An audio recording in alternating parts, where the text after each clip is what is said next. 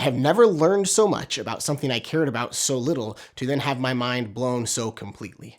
Stick around for 90 seconds of background on ancient astrology, and I promise the payoff that follows will be worth it. And if you haven't already watched the video on the best explanation for the Star of Bethlehem, linked here, I recommend you start there and then come back because there's context there that I don't include here. But you do you. So what would ancient astrologers interpret as a sign that an important king had been born?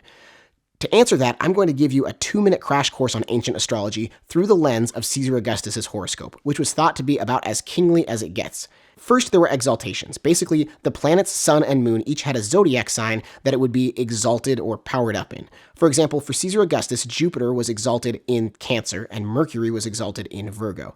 The sun could be exalted in Aries, but even though that would have been a big deal, it didn't specifically point to royalty, so Molnar kept looking. Then there were trines. Within the zodiac, each sign was connected with 2 others, and each set of 3 had a set of 3 corresponding rulers. If the rulers were anywhere in the trine, it was significant.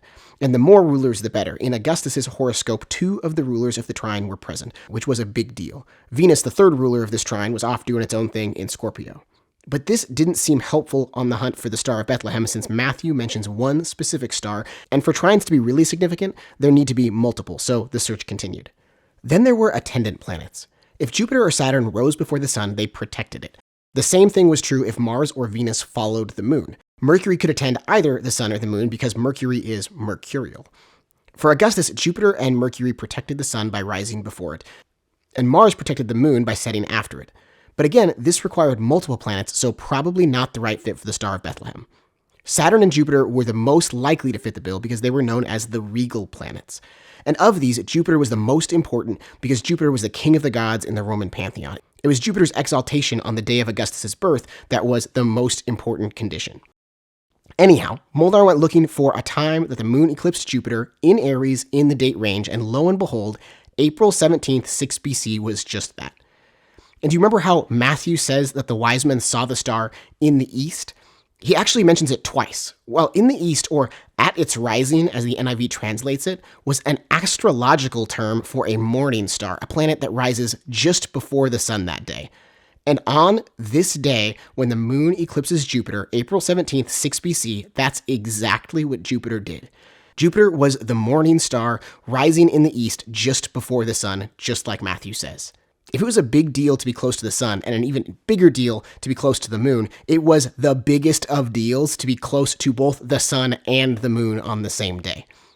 And on top of that, that also puts the sun in Aries that day, which is where it is exalted, which would make this a significant day all on its own. Remember how the exaltation of Jupiter was considered the most important part in Augustus's star charts?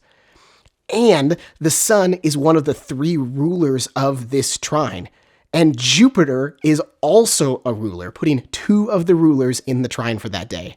And the 3rd ruler of this trine, also in Aries that day, which puts both regal planets, Saturn and Jupiter, and all 3 rulers in Aries on April 17th, 6 BC, in addition to the all-important eclipse of Jupiter by the moon, all on a day when Jupiter was in the east, rising just before the sun.